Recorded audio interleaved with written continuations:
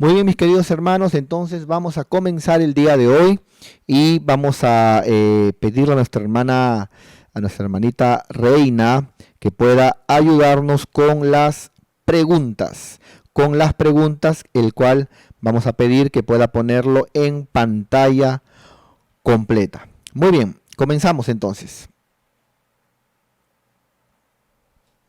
Muy bien, entonces ahí tenemos la pregunta que quedó de la última vez que estábamos hablando acerca de la eutanasia, ¿no? Que es una palabra que viene del griego buena, y tanasia, thanatos, muerte, ¿no? Que habla de una buena muerte, ¿no es cierto? O de una muerte dulce, ¿no? Que médicamente vendría a significar una muerte asistida. Justamente hoy en nuestra nación estamos ahorita frente a un fallo, ¿no es cierto?, ya legal. Dicen que solamente para este caso, pero yo no creo eso. Yo creo que este caso, que es el caso de Ana Estrada, va a habilitar ya legalmente casos de eutanasia, ¿no? El problema es que se cree a veces de que esto va a quedar solamente en personas que están totalmente desahuciadas y que ya no saben y que ya no tienen ningún tipo de esperanza, ¿no? Humanamente hablando, porque todo en Dios tiene esperanza. Pero muchas personas piensan de que esto solamente va a quedar en casos exagerados, ¿no es cierto?, donde no hay ningún tipo de solución, pero no es así. En países, hermano, europeos, donde se ha legalizado la eutanasia, por ejemplo, una persona que ya siente que ya no quiere, por ejemplo, estar enferma, o de repente está en una etapa ya anciana, y le llaman ellos una vejez digna. En esos países donde ya legalizaron la eutanasia, hermano, en Europa, cualquier persona puede ir, hermano, y legalmente ser asistido por un médico para morir. Entonces, lo que intento decir es que se comienza, ¿no?, exagerando y extremizando con casos como la señora Ana Estrada aquí en el Perú, pero luego ya se convierte simplemente en una cultura de muerte, ¿no?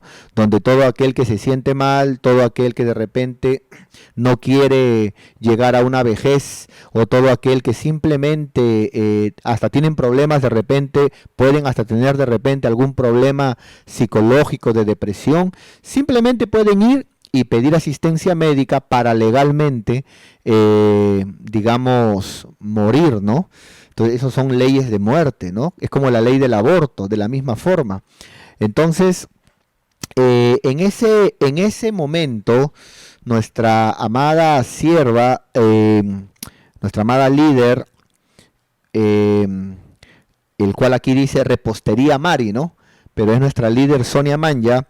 Ella nos hace una pregunta, ¿no? De algo que a veces, usando la Biblia, se cree que sí se puede elegir, ¿no? O sea, como que uno sí puede, ¿no? Y que está bien, que no es pecado, uno sí puede elegir entre la vida y la muerte, ¿no? Y ahí la pregunta es, ¿no? Ella pone: mi amado pastor, algunas personas toman este texto, Deuteronomio 30:19, para decir que la persona que está desahuciada o postrada en cama ante un mal incurable, ¿ve? Siempre es extremo, ¿no? Así se comienza, hermano, ¿no? Entonces, sí puedes coger, ¿no? Ya que este versículo bíblico, ¿no?, este texto lo menciona. Y pone aquí: muchas gracias por su respuesta. Bueno, vamos a ver ese versículo que la gente a veces dice que sí podemos elegir nosotros, de repente un día vivir y mañana yo quiero morir, porque la Biblia dice que yo tengo derecho, ¿no? O que yo puedo elegir. Deuteronomio 30:19. Vamos para allá. Deuteronomio 30:19. Muy bien. Entonces, muy bien, por ejemplo, aquí nosotros podemos ver un versículo que dice: a los cielos y a la tierra, dice Dios, llamo hoy por testigos contra vosotros, ¿no es cierto? Este versículo usted puede leer aquí el Señor, lógicamente que aquí que está hablando mediante su siervo Moisés, ¿no? Condiciones para la restauración y la bendición. O sea, aquí el tema es, Dios ha mandado sus leyes, ¿no es cierto?, para bendecirte si eliges obedecerle, o para, digamos, que venga la maldición si eliges desobedecerle, ¿no? O sea, aquí no está hablando de muerte física ni de vida física. Aquí está hablando de que te vaya bien o que te vaya mal, ¿no? Simbólicamente, luego lo dice más adelante. Muy bien, vamos a ver aquí. Muy bien, dice aquí, versículo, acá está. Dice, a los cielos y a la tierra, dice, llamo por testigos hoy contra vosotros, que os he puesto delante de ustedes, les he puesto la vida y la muerte, ¿no? De repente mucha gente piensa que aquí Dios está diciendo, tú tienes delante de ti la vida y delante de ti la muerte, así que cuando tú quieras, no sé, tú decides, o sea, tú decides vivir o tú decides quitarte la vida, ¿no? De repente mucha gente piensa eso, pero no está hablando de vida física, ni está hablando de muerte física. Aquí está hablando del libre albedrío que tiene la persona para elegir la bendición o la maldición, el servir a Dios, ¿no es cierto?, o el no servirle. Que lógicamente los que sirven a Dios tendrán vida espiritual, tendrán bendición, y los que no sirven a Dios tendrán muerte espiritual, habrá maldición en sus vidas. O sea, el ser humano, y eso sí se puede ver, el ser humano tiene libre albedrío para elegir servir a Dios o no servir a Dios. No está hablando que Dios le ha dado al ser humano el poder, ¿no es cierto?, para elegir estar vivo físicamente o muerto físicamente.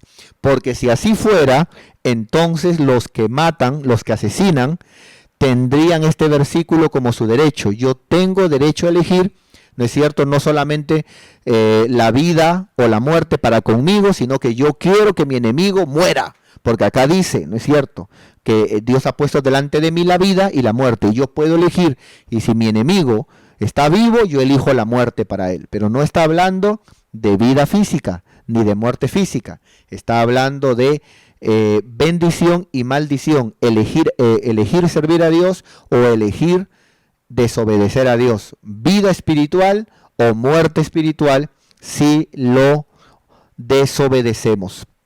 De eso está hablando. Entonces, dice aquí que os he puesto delante la vida y la muerte. La bendición, ¿ve lo que le dije?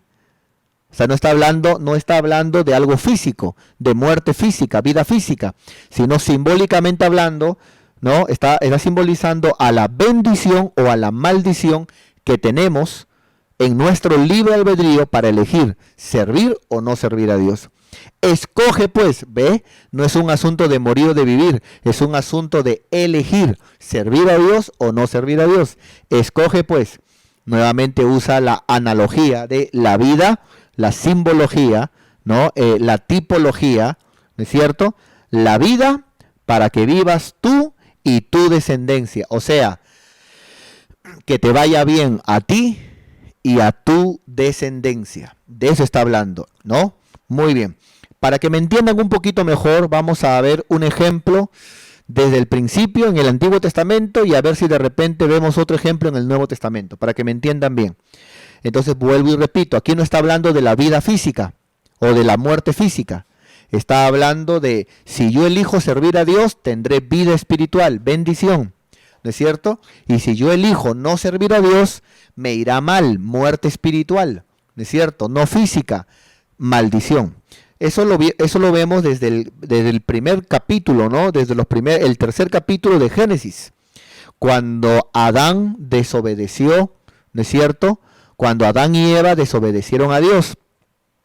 Por ejemplo, aquí podemos ver nosotros, ¿no es cierto?, que, muy bien, aquí podemos ver nosotros que, por ejemplo, Eva le responde a la serpiente, no, lo que pasa es de que Dios nos ha dicho que del fruto del árbol que está en medio del huerto, de ese no podemos comerlo, ni tocarlo. Podemos comer todo, pero solamente del fruto del árbol que está en medio del huerto, que es el árbol de la ciencia del bien y del mal, ese no podemos comer, porque si no moriremos.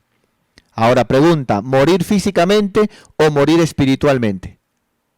Si usted me dice a mí morir físicamente, eso significa que cuando Adán y Eva comieron, murieron instantáneamente físicamente. Y no fue así. Es muerte, pero muerte espiritual. Ellos eligieron desobedecer a Dios y murieron espiritualmente. Por eso cuando comieron se vieron desnudos, porque esa es, digamos, esa es la manera en que está toda persona que está en desobediencia con Dios. Eso ya lo hemos hablado. En el juicio del trono blanco, el mundo estará desnudo delante de Dios. Ese es el estado en que está la persona cuando está en desobediencia, en rebeldía, alejado de Dios. ¿No es cierto? Entonces la serpiente, el diablo mentiroso, le dijo a la mujer, ¿no? Le dijo, no moriréis. ¿No es cierto? ¿Por qué? Porque él, aparte de mentir, usó esta dicotomía. No, tranquila, confía en mí, come y vas a ver que no vas a morir. Y en verdad no murió, pero sí murió. O sea, no murió físicamente, pero sí murió espiritualmente. Alguien puede decir de repente, no, pero esto abrió puertas a que luego mueran físicamente. Claro, pero es como consecuencia y no tanto como acto, ¿no? Entonces, aquí vemos un ejemplo cuando dice, escoge tú, servirme o desobedecerme. Si me sirves, tendrás vida. Si me desobedeces, tendrás muerte. Elige la vida o la muerte. No habla de elegir morir o vivir físicamente. Habla de vida espiritual. Si me sirves, vida espiritual, te irá bien. Si me desobedeces, morirás espiritualmente. Es lo mismo que el Señor también dijo. Vamos a Juan, por favor. Juan capítulo 10, el verso 10 me parece. Ajá. Que fue el versículo que hablamos también la vez pasada. Juan 10:10, dice la Biblia, el ladrón, hablando simbólicamente de Satanás, porque aquí está hablando literalmente de la religión, pero la religión es enviada por Satanás. Ahora, el ladrón, ¿no?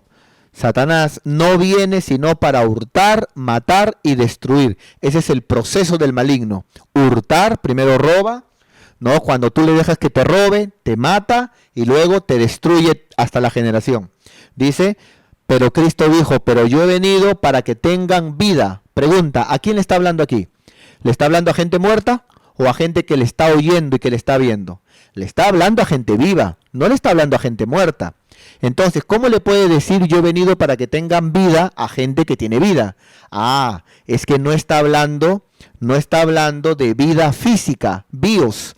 No está hablando de vida física, está hablando de vida espiritual. Entonces, cuando nuestra amada sierva pregunta, ¿por qué hay gente que usa este versículo de Deuteronomio 30:19, escoge pues la vida o la muerte? No está hablando de elegir vida física o vivir físicamente o morir o morirme o matar físicamente. Está hablando de vida espiritual y muerte espiritual. Este versículo no tiene nada que ver con la eutanasia. Para empezar, la eutanasia no existía cuando este versículo fue dado. No tiene nada que ver con la eutanasia. Este versículo está hablando de vida física, no está hablando de vida física, está hablando de vida espiritual, si tenemos cuando elegimos servirle, o muerte espiritual cuando elegimos desobedecerle. Amén.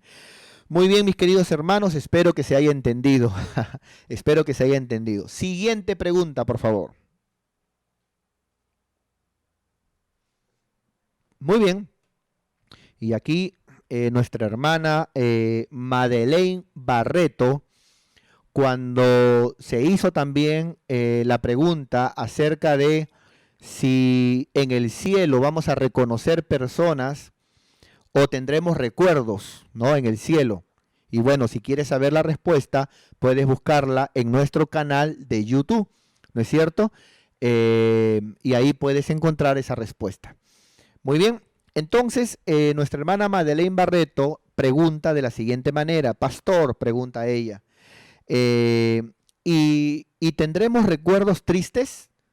¿No? O sea, recuerdos tristes, ¿no? Pregunta ella y pone un ejemplo. Ejemplo, una mujer que se muere, ¿no? Una madre, por ejemplo, que se muere y deja a sus hijos chiquitos, ¿no es cierto? ¿No es cierto? Entonces, ella pregunta, esa mujer, esa madre cristiana que se muere y deja a sus hijos pequeños, ¿tendrá ella esos recuerdos de sufrimiento, esos recuerdos de dolor? ¿Recordará ella en el cielo, pobrecitos mis hijos, ¿no? ¿Qué serán de ellos? Yo estoy acá en el cielo y ellos allá en la tierra, solitos, ¿no? ¿Habrá ese recuerdo de sufrimiento, de dolor? Si imaginemos que una madre cristiana se va al cielo, ¿tendrá ella ese recuerdo triste? Pregunta ella. Muy bien. Para responder esta pregunta, es importante que podamos nosotros saber diferenciar, ¿no es cierto? Saber diferenciar acerca de algunas cosas, ¿no? Por ejemplo, muy bien, vamos aquí, por ejemplo, a verlo. Muy bien, ya. Una cosa es el cuerpo, ¿no es cierto? Otra cosa es el alma y otra cosa es el espíritu. En este momento nosotros somos espíritus que tenemos un alma. El alma es los sentimientos y los pensamientos, es la mente y el corazón, y eso es algo que lo tenemos desde niños, ¿no? Según la crianza que nos han dado, ¿no? Por eso que cuando venimos a Cristo hay una lucha entre el alma y el espíritu y el alma. Y somos un espíritu que tenemos un alma y vivimos dentro de un cuerpo. ¿Es cierto? Ahora, cuando nosotros, por ejemplo, cuando nosotros vayamos al cielo, es importante que entendamos que nuestro cuerpo, ¿no? Nuestro cuerpo no va a ir, ¿no? O sea, nuestro cuerpo, si de repente una hermana, una madre de familia, ¿no? Por ejemplo, deja a sus hijitos pequeños, ¿es cierto? Y la hermana va al cielo, bueno, su cuerpo no va a ir, ¿no? Su cuerpo no va a ir, muy bien, ahí está. Su alma tal y como la tiene ahora, tampoco así va a subir. Porque ya aprendimos, por ejemplo, que el alma, por ejemplo, son los pensamientos y los sentimientos. Pero ¿qué hay de aquellos recuerdos pecaminosos, de cosas malas que hicimos? Eso no va a subir al cielo, porque ya aprendimos que la Biblia dice que ninguna cosa inmunda entrará en el cielo. Entonces, el alma, como la tenemos ahora, así no va a entrar al cielo. ¿No es cierto? No va a entrar al cielo. Ahora, la pregunta de la hermana es, pero recuerdos recordaré. Imaginemos, una madre que muere y se va al cielo, recordará que ha dejado a sus hijos aquí en la tierra. Esos recuerdos, sí. Recuerdos. Ese recuerdo, sí, ella recordará que aquí estaba casada, que aquí tenía familia y que aquí se quedaron sus bebés. Ese recuerdo sí tendrá, ¿no es cierto? Ahora, y el espíritu, lógicamente, que sí irá con el Señor, ¿no? Acá está, irá con el Señor. Ahora, pero escúcheme bien, pero el recuerdo lo tendrá, ¿no es cierto? El recuerdo, ahorita le voy a enseñar un texto de la Biblia. El recuerdo lo tendrá, pero no lo tendrá como el alma es aquí ahora. Nuestra alma aquí ahora, hermano, es todo sentimiento, ¿no? A veces, hermano, algo no nos gusta, explotamos el alma. A veces, hermanos, sabemos que estamos mal, pero nos cerramos el alma. ¿No es cierto? A veces lloramos por algo injusto, pero no nos importa porque nos hizo llorar el alma. Pero esas cosas no subirán al cielo. ¿Qué es lo que subirá al cielo? Solamente el reconocer, el saber o el recuerdo de lo que dejamos aquí en la tierra. Entonces, la pregunta de mi hermana es, ¿y esa madre que dejó a sus hijos aquí en la tierra, sufrirá esa madre arriba sabiendo que lo dejó? No, no sufrirá. ¿Sabe por qué? Porque será exactamente, ¿no? Será exactamente como cuando, por ejemplo, una madre o un padre tiene que hacer un viaje, ya sea por trabajo, por negocio, ¿no es cierto? Y deja a los bebés encargados con la abuela, pero se va por unos días, imaginemos, se va por unos días de viaje, ¿no es cierto? Para hacer un trabajo o para hacer algo, ¿no es cierto? Está el recuerdo, ay, mis hijitos, pero no es de que va a estar llorando, ¿no? No, no va a estar, ah, mis hijos, no, porque voluntariamente ha ido a hacer un viaje y sabe que un día volverá, ¿no es cierto? De la misma forma será arriba. Esa madre tendrá el recuerdo, ¿no es cierto? Tendrá el recuerdo de que sus hijos están abajo, ¿no es cierto? Pero sabrá que los volverá a ver en algún momento, ¿no? Sabrá que los volverá a ver porque son niños. Y es como un viaje, ¿no? Está ella ahorita con el Señor en otro reino, ¿no es cierto? Pero no será almático al 100%, ¿no es cierto? No será almático al 100% como ahora es nuestra alma, que nuestra alma es como el mar, ¿no? Que está siempre en movimiento. Allá arriba será un alma reformada, ¿no es cierto? Mira lo que dice la Biblia acerca de si habrán recuerdos tristes, por ejemplo, que es la pregunta de nuestra hermana. Vamos a Apocalipsis, por favor. 21:4. Apocalipsis 21:4. Mira lo que dice la Biblia, que es la pregunta de mi hermana. Una madre que se va al cielo, deja a sus hijos pequeños aquí. ¿Estará arriba sufriendo con recuerdos tristes? No, no será así, porque no llevará el alma como la tenemos ahora, un alma humana, ¿no es cierto? No será así. Solamente serán los recuerdos y será como, y recordará y lo verá como cuando de repente nos vamos de viaje, ¿no? Yo recuerdo, por ejemplo, cuando hace años nos íbamos de viaje por ejemplo, a nuestros anexos allá en Guarmey, Ancash, allá en La Tinguiña, Ica. Nos íbamos de viaje, por ejemplo, hermanos, a veces por una semana, 2 semanas, ¿no es cierto? Y mis hijos se quedaban aquí en la casa. Y claro que yo tenía un recuerdo de, no, que quería verlos, pero no es de que yo estaba llorando, desesperado, porque yo sabía que era un breve viaje y que luego volvería a verlos. Así será el pensamiento de una madre cuando esté arriba, con sus hijos pequeños, ¿no es cierto? Sabrá que ella está como en un viaje, está con el Señor, ¿no es cierto? No habrá esa alma desesperada, porque esa área del alma no subirá arriba, pero sí habrá la esperanza de volverlos a ver en algún momento. Por eso es importante siempre que entendamos, ¿no es cierto?, que cuando muere un cristiano, él ya está bien con el Señor, ¿no es cierto? Ahora los que se quedan son los que tienen que esforzarse para poder estar en el lugar que está, donde está el creyente que murió, ¿no? Muy bien, entonces dice la palabra de Dios. Muy bien. Entonces dice la Biblia aquí, en Apocalipsis 21:4, hablando del cielo, enjugará Dios toda lágrima de los ojos de ellos. Muy bien, vamos a ver aquí, enjugará Dios toda lágrima de los ojos de ellos. Muy bien, entonces, es como que arriba no va a haber lágrimas. ¿Eso qué parte es? ¿Espíritu, alma o cuerpo? Cuerpo, muy bien. Entonces, acá vemos, no va a haber, como no va a haber cuerpo, no va a haber lágrimas. ¿Qué más dice?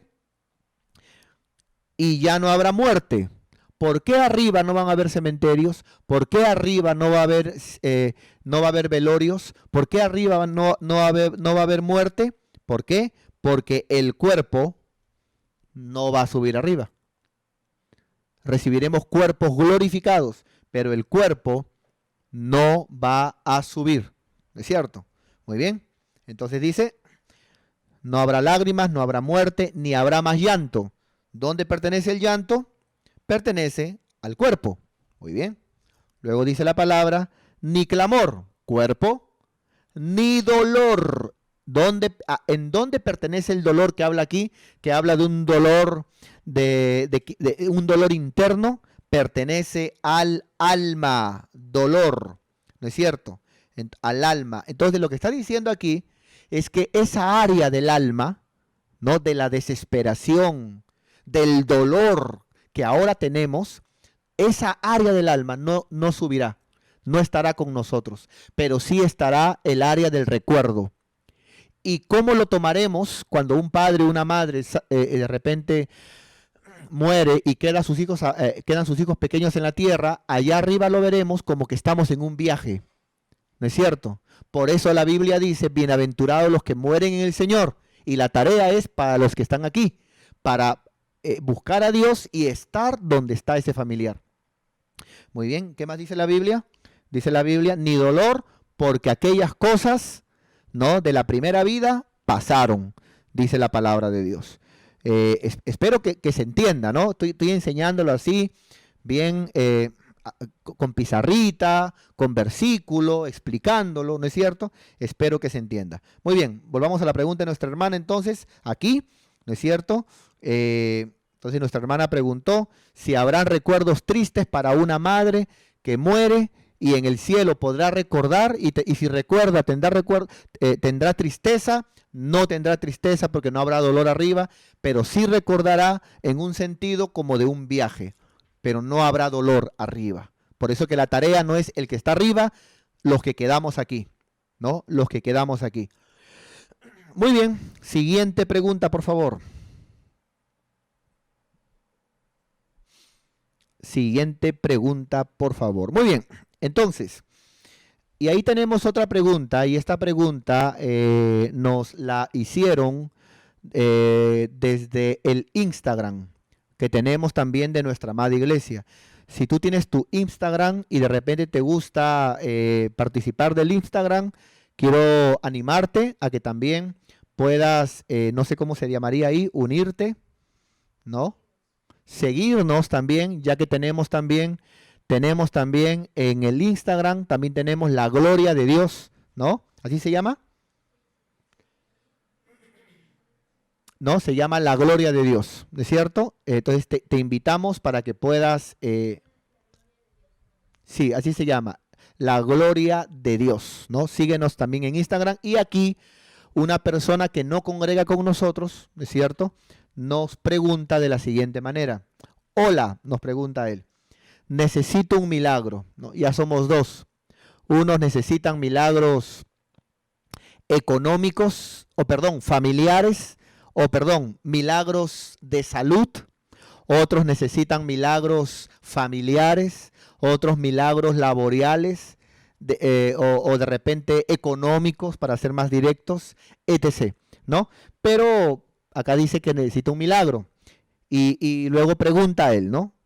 ¿Cómo se ora, ¿no? ¿Cómo se ora por un milagro físico, creativo, y por un milagro en finanzas, para poder rentar una casa en específico? Muy bien. Entonces, esa es la pregunta que hace nuestro amigo, ¿no es cierto? Él está preguntando que quisiera que le enseñemos cómo puede él orar para recibir un milagro, ¿no es cierto? Y cómo puede él orar, cómo puede él hacer con Dios para que Dios lo ayude en las finanzas y pueda él alquilar una casa, ¿no? Y de esa manera tener salud y que le vaya bien en las finanzas y tener una casita alquilada, ¿no? Al menos. Me parece muy bien lo que él hace, ¿no? La mayoría de gente también he notado que tiene esa forma de acercarse para con Dios, ¿no? Por ejemplo, que Dios me sane. Está bonito. Yo creo que Dios te puede sanar, pero ¿y si te sana? Luego, ¿qué vas a hacer? Ah, me voy a la fiesta. Me voy y me meto una borrachera. O si no, me voy con la amante. Bueno, ¿qué voy a hacer? Me dedico a trabajar, que el mundo se va a acabar. Entonces, creo que no está muy bien, ¿no? Es como que me acerco a pedirle a Dios, ¿no es cierto? Algo, pero luego que Dios me da lo que yo quiero, le doy la espalda y hasta aquí conmigo, Dios. Ah, voy a responder su pregunta al amigo que nos escribió en el Instagram, en el Instagram, pero él está pidiendo por un milagro físico y está pidiendo por un milagro financiero, que Dios le abra puertas. Está bonito, eh, pero creo que lo más importante, mi querido amigo que nos escribes, con mucho respeto, es que por encima de esto puedas primeramente buscar de Dios. Dice la palabra de Dios: ¿de qué le sirve al hombre ganar todo el mundo si luego va a perder su alma? Vamos a ver si encontramos este versículo. A ver, vamos a ver si lo encontramos. Creo que está en Mateo. A ver, Mateo 16 me parece. A ver, Padre Santo. Acá está. Mateo 16, 26. Mira lo que dice la Biblia en Mateo 16, 26. Porque ¿qué le aprovechará al ser humano ganar todo el mundo? Imagínate que Dios te responde, te compras una casa aquí en Perú, una casa de playa, una casa en Nueva York, una casa en Europa, ¿no es cierto?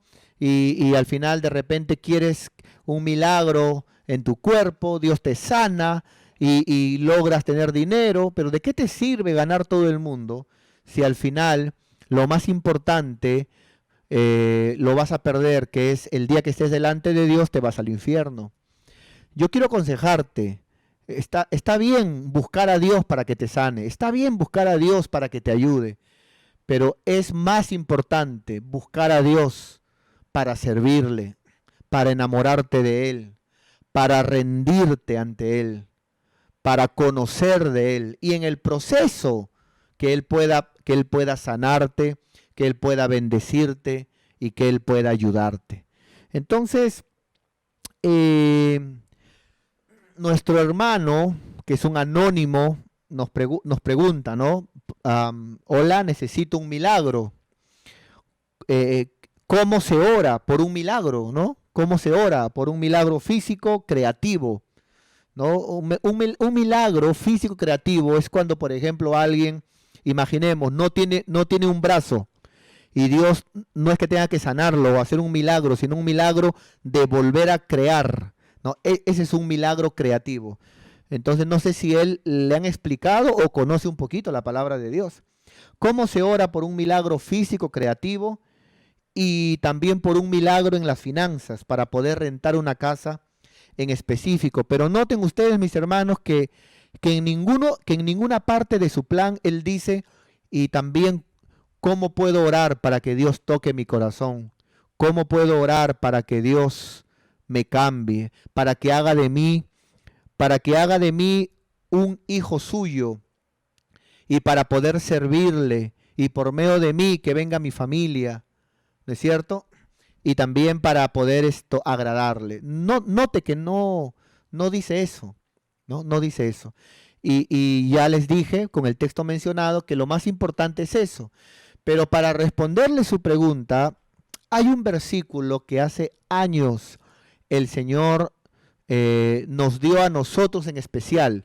O sea, ese versículo está en la Biblia, pero cuando Dios abrió nuestra iglesia, la gloria de Dios, Él nos dio un versículo en especial, que es el versículo de nuestra iglesia.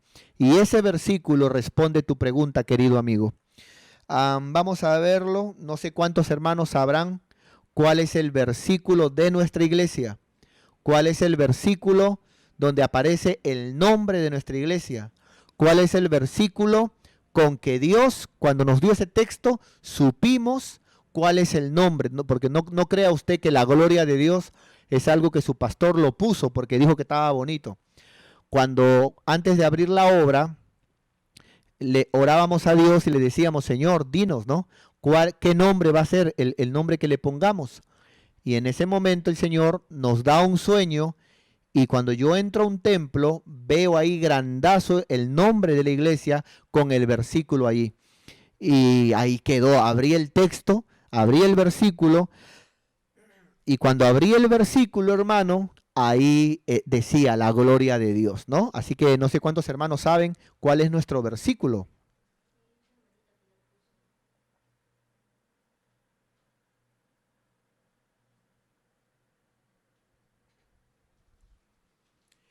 Pero si tú eres de la gloria de Dios, tú ya debes de saber cuál es nuestro versículo. Vamos a Juan 11:40.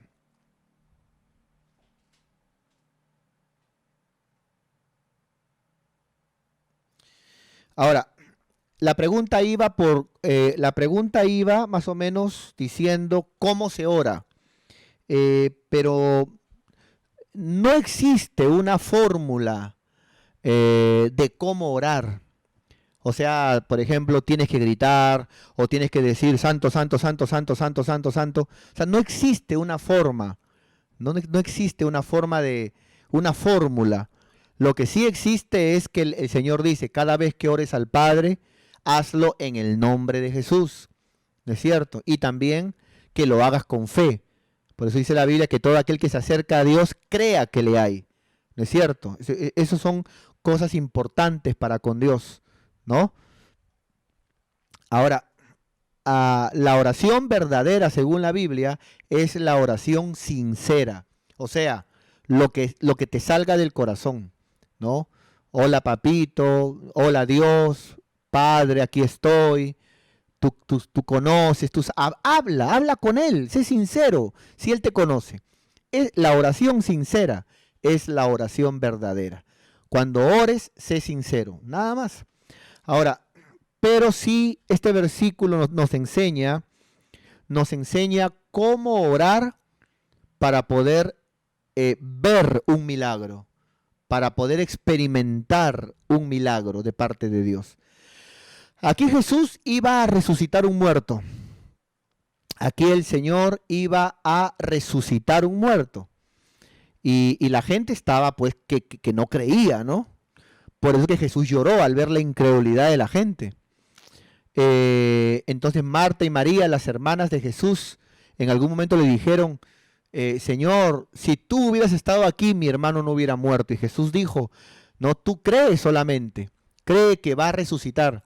Y las hermanas de Lázaro le dijeron, no, sí creemos que en el día postrero va a resucitar. Pero Jesús no le hablaba que algún día iba a resucitar. Jesús le estaba diciendo, cree, porque ahora puede resucitar. Yo tengo el poder. O sea, Jesús iba a hacer un gran milagro, como nuestro hermano que nos dice cómo hacer, cómo orar, qué consejo me da para experimentar un milagro de parte de Dios. Ah, entonces, aquí, en este versículo de la Biblia, en este versículo de la Biblia, en Juan 11:40, dice la palabra de Dios, Jesús le dijo, ¿no? No te he dicho que si crees, esa palabra creer tiene que ver con fe. Esa palabra creer tiene que ver con tener fe, amado hermano, con tener fe en las cosas de Dios, con que te acerques a Dios con fe, con que si tú sabes que estás enfermo y necesitas un milagro de parte de Dios, le pidas a Dios, pero se lo pidas con fe, creyendo que Él tiene el poder para hacerlo, pero que es importante que te acerques a Dios con fe. No solamente para alquilar sus servicios, tratándolo a Dios como una trabajadora, ¿no? En aquellas áreas. No solamente acercarte a Dios para alquilar sus servicios, sino acercarte a Él, no por lo que Él te puede dar, sino por lo que Él es, pero hacerlo con fe. El Señor dijo en su palabra, no te he dicho que si tú crees, que si tú me crees, que si tú tienes fe, que si tú crees, verás. Note, ¿qué es primero, creer o ver? Vivimos en un mundo, mi querido hermano, donde primero es ver, ¿no es cierto? Y luego es creer.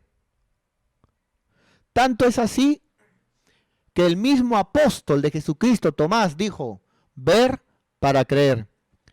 Pero esa no es la fórmula de Dios. La fórmula de Dios es creer para luego ver. Creer para luego ver. Por eso dice la Biblia, no te he dicho que si crees, verás. Entonces, querido amigo, yo te aconsejo, acércate a Dios por lo que Él es, busca a Dios con todo tu corazón. Y una vez que busques a Dios con todo tu corazón, cree. Y yo te aseguro que si tú crees, verás la gloria de Dios. La gloria de Dios, esa palabra gloria de Dios, ¿no es cierto? Es el brillo de Dios, el resplandor de Dios, el peso, el poder de Dios. La gloria de Dios es palpable, su presencia es invisible. Pero cuando la gloria de Dios cae, como cuando Salomón, dice la Biblia, estaba edificando el templo y estaban, hermano, inaugurando, los sacerdotes estaban ministrando, tocando sus trompetas en alabanza para Dios, y una nube descendió sobre el templo y la gloria de Dios vino sobre ellos, y los sacerdotes no podían ministrar, dice la Biblia, porque era palpable. Entonces, una cosa es la presencia de Dios, que es invisible, puede traer consecuencias palpables, que alguien aplauda, que alguien salte, pero la presencia de Dios es invisible, pero la gloria de Dios es visible, palpable, un muerto resucitar. Eso es la gloria de Dios. Eso es la gloria de Dios. Entonces, mis queridos hermanos, gloria a Dios. Entonces, ahí está, ¿no es cierto? Ese sería mi consejo para nuestro hermano que pregunta, ¿cómo puedo hacer para recibir un milagro de parte de Dios? Acércate a Dios con todo tu corazón y luego cree. Si tú crees, verás tu milagro, verás la gloria de Dios. Muy bien, vamos entonces por favor a la siguiente pregunta. Siguiente pregunta. Muy bien. Y aquí vemos una pregunta que hace nuestro amado hermano Luis Salazar. El día de ayer estuve nuevamente recibiendo a toda persona o hermano invitado que vaya a la consejería pastoral. El día de ayer estuve en la consejería pastoral desde las 4 en punto de la tarde. Habían hermanos que estaban esperando desde las 3 de la tarde. Imagínate, hermano, para ser los primeros desde las 3 de la tarde. Y bueno, un hermano llamado Luis Salazar logró entrar, y cuando entró a la consejería pastoral el hermano, él me contó un sueño que tuvo, donde en su sueño Dios escuchó una voz que le dijo que si tú estás sellado, serás salvo. Si tú estás sellado o si tú tienes el sello, si tienes el sello, todo aquel que tenga el sello será salvo. Entonces, ese día que fue la consejería, el día de ayer, hablamos acerca de esto y hablamos que sería bueno, esta pregunta que él trajo, sería bueno enseñarlo también, ¿no? El día de hoy. Así que está aquí la pregunta de nuestro hermano Luis Salazar, ¿no? Él soñó con un sello. ¿Qué significado tiene? ¿Qué habla la Biblia acerca del sello? ¿No? Porque si hablamos del sello, podríamos hablar cuántos tipos de sellos hay. Entremos a la pregunta. Respondamos, hermano. Vamos para allá, por favor. Salimos para poder, entonces, vamos a ver por acá, por ejemplo, hermanos. Muy bien. Según la Biblia, nosotros, por ejemplo, hermanos, nosotros, por ejemplo, ¿no? Por ejemplo, nosotros encontramos, cuando hablamos de los sellos, ¿es cierto? Cuando hablamos de los sellos, encontramos tres tipos de sellos, ¿no? Tres tipos de sellos. Vamos a verlo por acá. Muy bien. Muy bien. Tres tipos de sellos.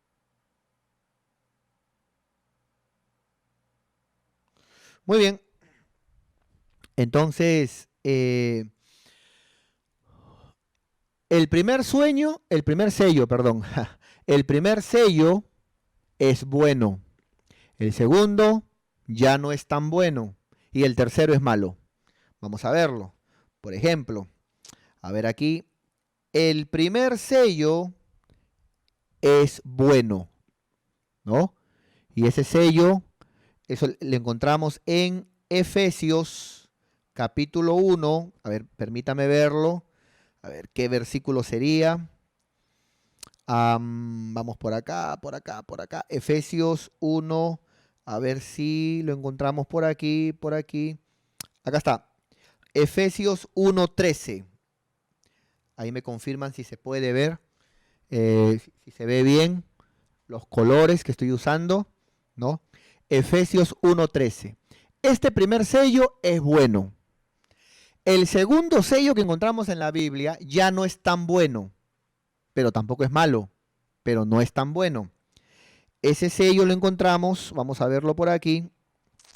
Ese sello lo encontramos, ¿es cierto? En Apocalipsis, capítulo 9, me parece verso 4. Si no lo borramos, no hay problema. Apocalipsis 9:4. A ver, por acá. Apocalipsis 9:4. Padre Santo, sí es. Muy bien. Y el tercer sello, vamos por acá. Estamos usando los colores, ¿no? Porque por algo lo compramos para usarlo, ¿no? Para usar los colores.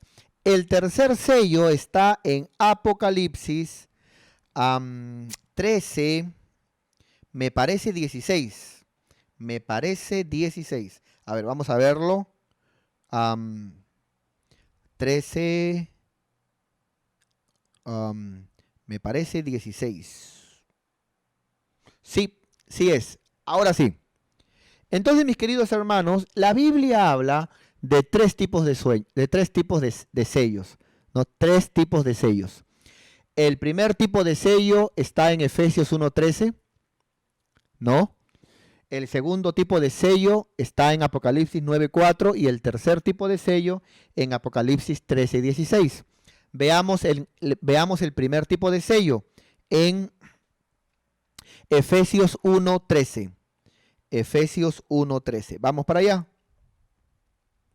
Muy bien. Efesios 1:13. Este sello es bueno, el segundo no es tan bueno y el tercero es malo. Este es bueno, este es buenazo. Dice, en él también vosotros, habiendo oído la palabra, el día que oímos y aceptamos a Cristo y nacemos de nuevo, el evangelio de vuestra salvación, y habiendo creído en él, el día que oímos la palabra y creemos en él, fuisteis sellados. Este es el sello bueno, el primer sello. Fuisteis sellados el día que creemos. Fuimos sellados con el Espíritu Santo, ¿no? Este es el primer sello, donde tú y yo, todo verdadero cristiano que cree, obedece la palabra, es hijo de Dios, hemos sido sellados con el Espíritu Santo, ¿no? Con el Espíritu Santo. Entonces, la trompeta suena, viene el arrebatamiento, todos los que están sellados con el Espíritu Santo, somos propiedad de Él, nos vamos con el Señor. Nos vamos con el Señor. ¿Es cierto? El primer sello es para irse en el arrebatamiento y no quedarse en la tribulación. Este sello es bueno. Vamos a ver al segundo sello. Apocalipsis 9:4. Vamos para allá. Apocalipsis 9:4.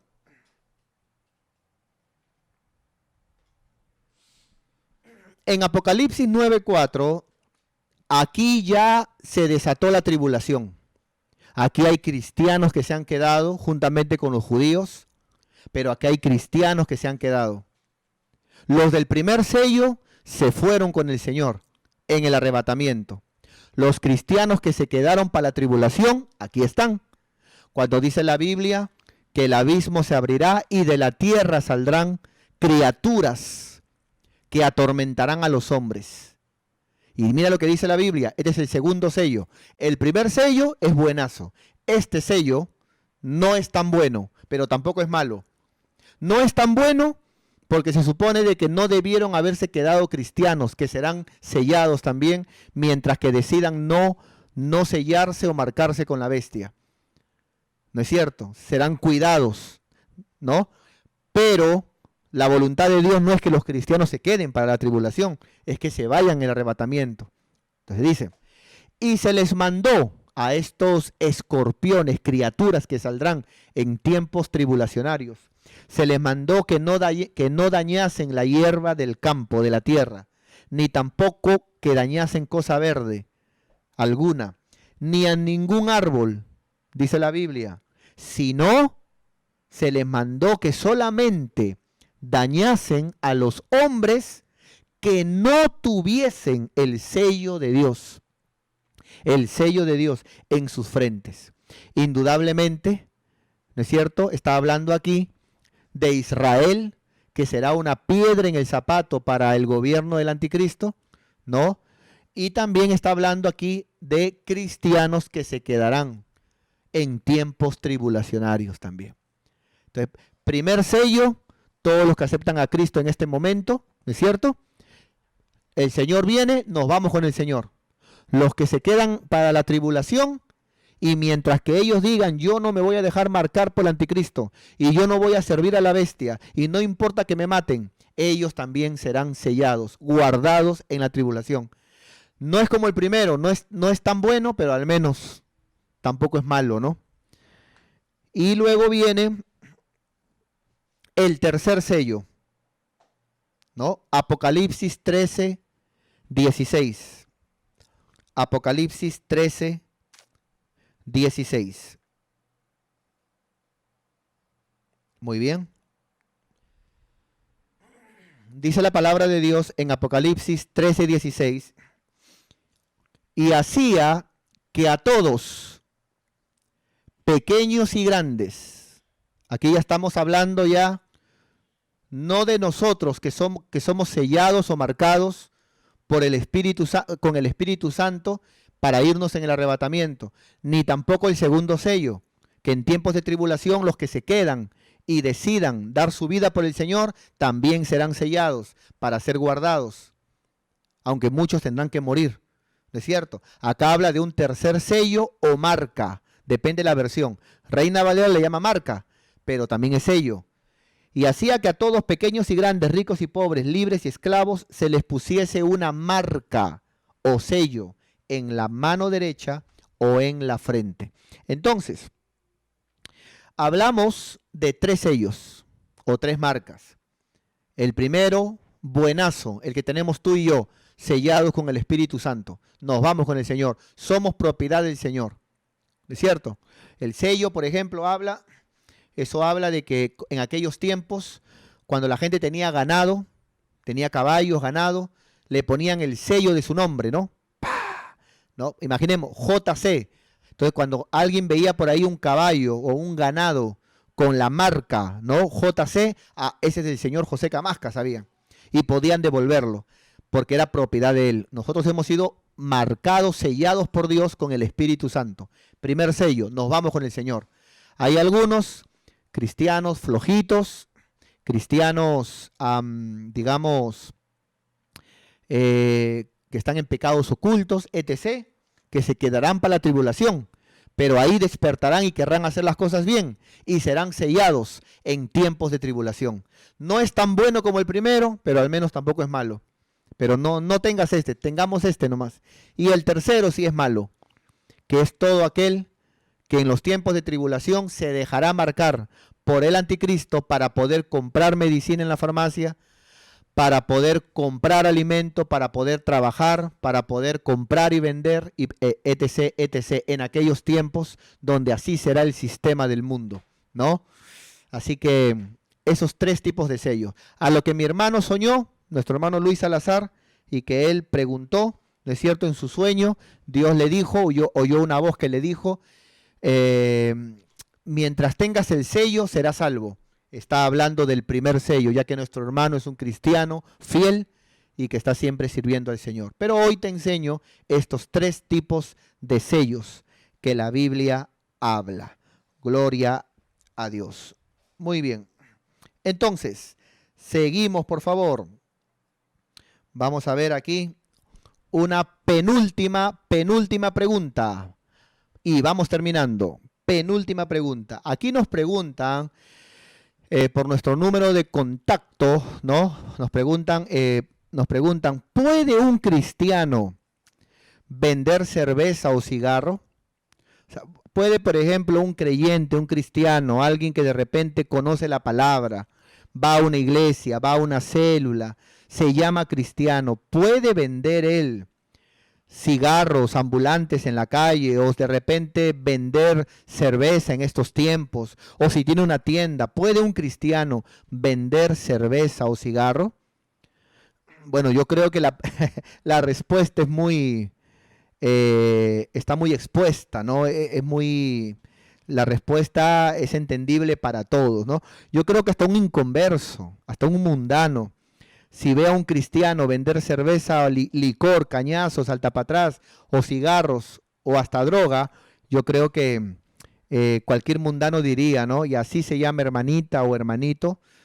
Eh, yo creo que lo único que motivaría a alguien llamándose hermano o hermana a vender este tipo de cosas que dañan al prójimo, que matan al prójimo, es la plata. Pero si la plata hace que a alguien que se llame hermano o hermana, cristiano o cristiana, le hace vender algo que hace daño, que mata al prójimo, es porque no ama tanto a Dios o porque Dios no es su Dios es la plata. Y eso abre puertas, porque todos tenemos hijos, todos tenemos nietos. Entonces, lo que se siembra, se cosecha. Entonces no está bien, ¿no? O sea, un cristiano no puede vender cigarro, no puede, un cristiano no puede vender cigarro, un cristiano no puede, digamos, vender licor, ¿es cierto? No es correcto, no está bien. Entonces un cristiano debe de tratar siempre de vivir en orden, vivir bien, vivir tranquilo. No puede hacer cosas que de repente, imagínate, ¿no? Un cristiano diciéndole al vecino, vecino, Dios te ama. Y luego el vecino borracho en la calle porque yo le vendí una caja de cerveza, ¿no? O sea, no puedo decirle por un lado Dios te ama y por otro lado le vendo veneno para emborracharlo, ¿no? O sea, no puedo decirle a alguien, vecino, deja la fornicación cuando le vendo cigarro, ¿no? ¿Qué diría el vecino por respeto? Ah, ya, hermanito, ¿no? Dice, pero en la mente, ¿no? Tú me dices que deje la lisura, pero tú también dejas de vender cigarro, ¿no? Entonces, no es correcto, no está bien, ¿no? Es lo que yo le podría enseñar, ¿no? No es correcto y no está bien. Pero permítame darle un versículo de la Biblia. Permítame, darles un texto que yo creo que puede responder un poquito bíblicamente esta pregunta que hoy han hecho, ¿no? Vamos por favor al libro de, Habacuc. Vamos a Habacuc capítulo 2.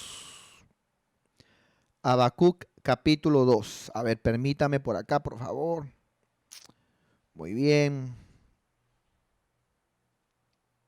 Habacuc 2:12.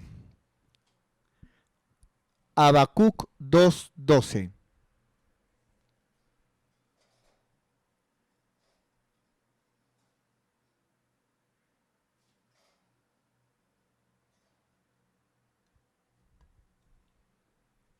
Muy bien. En el libro de Habacuc, capítulo 2, verso 12, eh, es importante que veamos lo que dice la palabra. Dice la Biblia ahí, ay, note cómo no dice no está bien, no, sino dice ay. O sea, hay un castigo para aquel que hace esto. Ahora, lógicamente que el castigo es para aquel que lo hace no conociendo a Dios. Ahora, imagínese de aquel que lo hace conociendo la palabra de Dios o en los caminos de Dios. Hay de aquel que edifica una ciudad, pero lo hace con sangre. Alguien de repente puede decir, ¿qué tiene que ver una ciudad aquí? ¿Qué tiene que ver con edificar una ciudad con sangre? Permítame explicarle.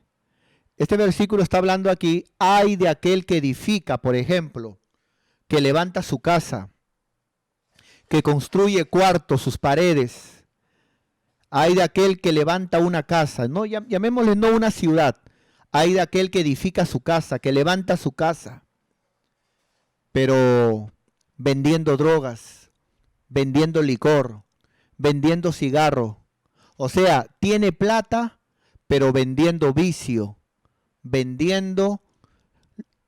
edifica su casa, pero con la sangre de su vecino, con la sangre de los jóvenes, con la sangre de la gente. O sea, entendemos muy bien que aquí la sangre simboliza muerte. Y eso es lo que causa, hermano, vender licor, causa muerte. Eso es lo que causa, hermano, vender cigarro, causa muerte. Hay de aquel que edifica, ¿no? Dice, he construido mi casa, claro, con la sangre de la gente, con la sangre, con la muerte de la gente. ¿No es cierto? No, que mira que he comprado unos muebles, claro, con la sangre de la gente. No es mejor que de repente ganes poco, juntes y te compres tu casa, tus muebles, pero no con la sangre de la gente, sino con el sudor de tu frente. Entonces, es importante que veamos este versículo. No podemos tener dinero, ser ricos. Todo eso trae maldición, hermanos. Todo esto trae maldición. ¿No? Luego mira lo que dice la palabra. Ay del que edifica una casa, una ciudad con sangre. Y también dice, y del que funda una ciudad con iniquidad. Cambiemos la palabra ciudad, pongamos una casa. Hay de aquel que levanta una casa, pero con iniquidad. Ni siquiera con pecado, con iniquidad. ¿Qué es iniquidad? Es un pecado deliberado, hecho adrede. Yo creo que cualquiera, sea cristiano, no sea cristiano, sea mundano, no sea mundano, todo el mundo sabe que vender droga es malo. Todo el mundo sabe que vender cigarro mata a la gente, que vender licor, cerveza, mata a la gente. Quien no sabe eso o se hace, porque hasta la misma publicidad del cigarro dice, fumar con exceso y hay pulmones dañados. O cuando uno compra la cerveza, el licor dice, ¿no? Tomar con exceso también, ¿no? Causa también cirrosis y enfermedades. O sea, la misma publicidad en el réclame te dice que es malo. O sea, los mismos que te venden te dicen que es malo. Y no vas a saber qué era malo. Que un inconverso me diga a mí, no, yo no sabía que era malo. Está mal, ¿no? Eso está mal. Entonces yo creo de que está mal que la gente venda licor, que está mal que la gente venda cigarro, pero más mal está que alguien que sea cristiano, cristiana, que vaya a una iglesia, lo haga. Porque eso es como decir, te vendo o te invito. Mira para que veamos abajito acá, verso 15. Mira lo que dice el verso 15. Dice la palabra de Dios. ¡Ay! Dice la Biblia. Del que da de beber a su prójimo. ¡Ay de aquel que da de beber a su prójimo! ¿Cuánta gente a veces, hermano, en el mundo no sabe lo que hace, hermano? Se enteran que un amigo es cristiano, se enteran que una amiga está yendo a la iglesia, se enteran que un familiar ahora está congregando y lo primero que quieren hacer es compran eso, pero toma, un poquito, pero toma, tu pastor no te va a ver, pero ¿qué tiene de malo? Toma, toma. Y la Biblia dice, ay, nuevamente la palabra, ay, de aquel que da a beber a su prójimo. Porque una cosa es que alguien de repente quiera dañar su vida, quiera enfermarse, quiera morirse, y otra cosa es que compartas muerte. Ahora imagínate, ¿no? De aquel que no solo comparte, sino que vende muerte. Ay de aquel que da de beber, que vende muerte a su prójimo. Entonces, mis queridos hermanos, yo el día de hoy quiero motivarles con todo mi corazón a que no se hagan estas cosas, ¿no? que no se hagan estas cosas, que no son correctas, que no están bien, ¿es cierto? Que no están bien y que no son correctas. Entonces, un cristiano debe tratar de siempre hacer las cosas bien, estar en el orden, no hacer nada incorrecto, porque eso trae mal testimonio y eso no es correcto, ¿no? No está bien. Muy bien, entonces salimos, por favor. Salimos de esta pregunta y vamos a la siguiente pregunta. Gloria a Dios. Y aquí está la siguiente pregunta que hace nuestra amada hermana Miriam Cardeña, que la hizo el día de hoy. Y entre la pregunta que mandó y que hizo, ella pregunta diciendo, ¿quién se le apareció a Saúl? ¿Quién se le apareció a Saúl? No, cuando Saúl, por ejemplo, dice que él buscaba respuesta de parte de Dios y lo buscaba por los profetas, pero Dios no le hablaba. Lo buscaba por el Urim Tumim, pero tampoco Dios le respondía. Lo buscaba, pero no le hablaba, no le respondía porque Dios estaba airado con Saúl. Y en eso Saúl se va a la divina de Endor, a una divina, una bruja, y lo hizo y dijo, invócame al profeta Samuel. Y se ve ahí, hermano, que el profeta Samuel aparece, ¿no? Y le habla con Saúl y le dice, ¿para qué me has hecho venir acá? Entonces, la pregunta que ella hace es, ¿quién se apareció a Saúl? ¿Un demonio? ¿O fue el profeta? ¿O fue el profeta Samuel? ¿No? Si decimos que fue un demonio, ¿no? Si decimos, no, fue un demonio, entonces tendríamos que preguntar, ¿pero no fue el profeta Samuel? Pero si decimos que fue el profeta Samuel, tendríamos que preguntar también, pero no dice la Biblia que no puede pasar ninguno de allá para acá, ni de allá para acá, o pueden las almas salir y aparecerse a las personas.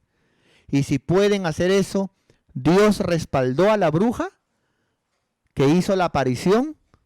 O sea, tienen el poder los brujos de hacer que la gente salga del cielo, del infierno, que los muertos aparezcan, así como ese Sayimi, como tu padrastro Sayimi o Yiyimi, pueden hacer ellos que vengan los muertos y que aparezcan. ¿Es bíblico eso? Entonces, ella pregunta, ¿no? Apareció, fue Saúl el que se apareció, fue el profeta Samuel el que se apareció, o fue un demonio. Bueno, aquí nos avisan de que el tiempo se ha acabado. Entonces, ni hablar, se acabó el tiempo. Así que esto y mucho más lo responderemos, lógicamente, el día de pasado mañana, viernes 8 en punto de la noche. Responderemos, ¿quién fue? ¿Un demonio o el profeta Samuel?